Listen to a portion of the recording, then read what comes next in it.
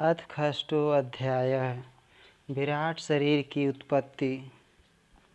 ऋषिरुवाच इति तासां स्वशक्तीनां सतीनां समेत्य सः प्रसुप्तलोकतन्त्राणां निशाम्य गतिमीश्वरः कालसंज्ञां तदा देवीं बिभ्रच्छक्ति मुरुक्रमः त्रयोविंशति तत्त्वानां गणं युगपदाविशत्। मैत्रेय ऋषि ने कहा, सर्वशक्तिमान भगवान ने जब देखा कि आपस में संगठित न होने के कारण ये मेरी महत्त्व आदि शक्तियाँ विश्व रचना के कार्य में असमर्थ हो रही हैं, तब वे काल शक्ति को स्वीकार करके एक साथ ही महत्त्व, अहंकार, पंचभूत, पंच तन्मात्रा और मन सहित 11 इंद्रियां इन 23 तत्वों के समुदाय में प्रविष्ट हो गए। उनमें प्रविष्ट होकर उन्होंने जीवों के सोए हुए अदृष्ट को जागृत किया और परस्पर विलग हुए उस तत्व समूह को अपनी क्रिया शक्ति के द्वारा आपस में मिला दिया। इस प्रकार जब भगवान ने अदृष्ट को कार्योन्मुख किया, तब उस 23 तत्वों के समूह ने भगवान की प्रेरणा से अपने अंशों द्वारा अधिपुरुष विराट को उत्पन्न किया।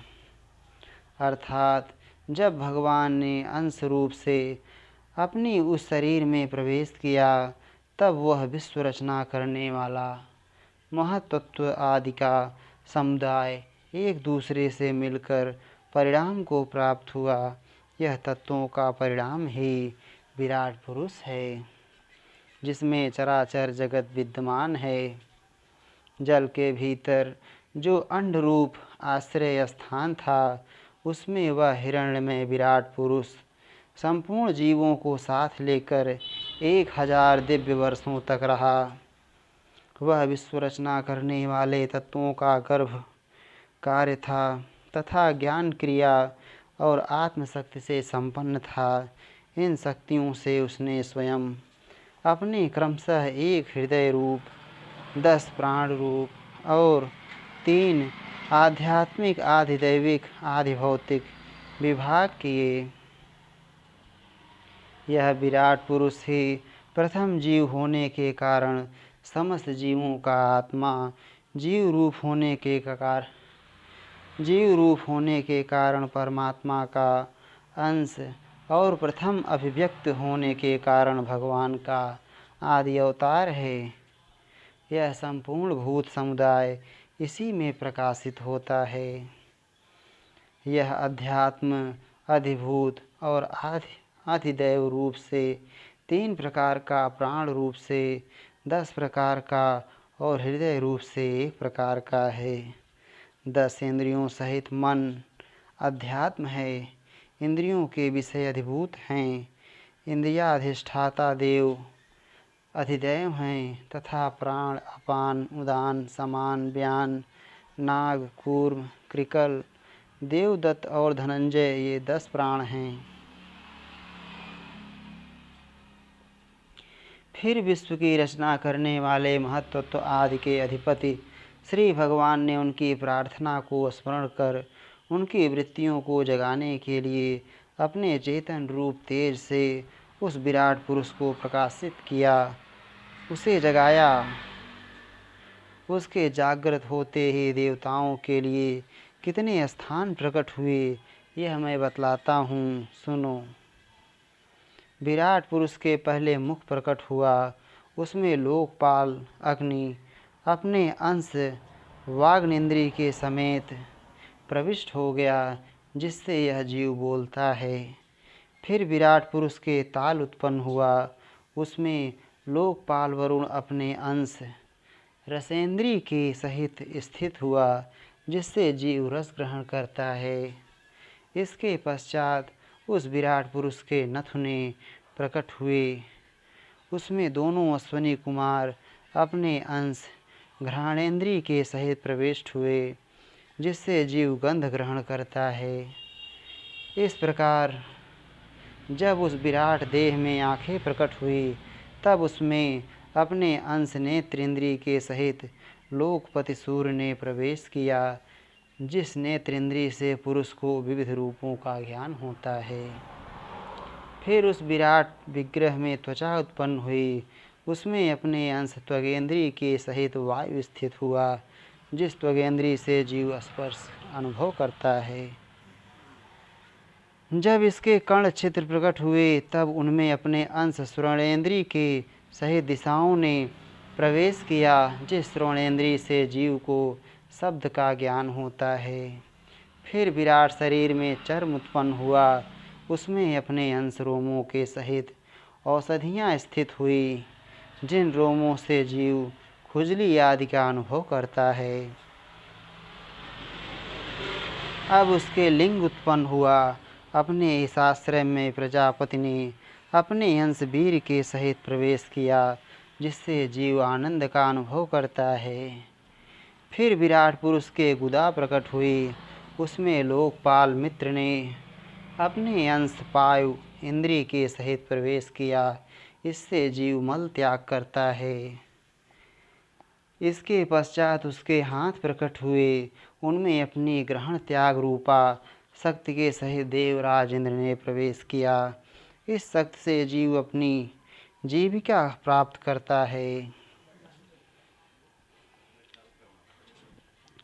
जब इसके चरण उत्पन्न हुए, तब उनमें अपनी शक्ति गति के सहित लोकेश्वर विष्णु ने प्रवेश किया।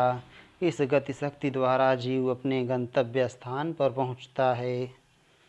फिर इसके बुद्धि उत्पन्न हुई, अपने इस स्थान में अपने अंश बुद्धि शक्ति के साथ वाक्पति ब्रह्मा ने प्रवेश किया। इस बुद्धि शक्ति से जीव ज्ञातव्य विषयों को जान सकता है। फिर इसमें हृदय प्रकट हुआ, उसमें अपने अंश मन के सहित चंद्रमा स्थित हुआ। इस मन शक्ति के द्वारा जीव संकल्प विकल्प आदि रूप विकारों को प्राप्त होता है। तत्पश्चात विराट पुरुष में अहंकार उत्पन्न हुआ। इस अपने आश्रय में क्रिया शक्ति सहित अभिमान रुद्र ने प्रवेश किया। इससे जीव अपने कर्तव्य को स्वीकार करता है। अब इसमें चित्त प्रकट हुआ, उसमें चित्त शक्ति के सहित महत्त्व ब्रह्म स्थित हुआ। इस चित्त शक्ति से जीव विज्ञान चेतना को उपलब्ध करता है। इस विराट पुरुष के सिर से स्वर्गलोक, पैरों से पृथ्वी और नाभि से अंतरिक्ष आकाश उत्पन्न हुआ। इनमें क्रमशः सत्व, रज और तम, इन तीन गुणों के परिणाम स्वरूप देवता, मनुष्य और प्रेत आदि देखे जाते हैं। इनमें देवता लोग सत्वगुण की अधिकता के कारण स्वर्गलोक में, मनुष्य और उनके उपयोगी गौ आदि जीव रजोगुण की प्रधानता के कारण पृथ्वी में तथा तमोगुण की स्वभाव वाले होने से रुद्र के पार्षदगण भूत प्रेत आदि दोनों के बीच में स्थित भगवान के नाभि स्थानीय अंतरिक्ष लोक में रहते हैं।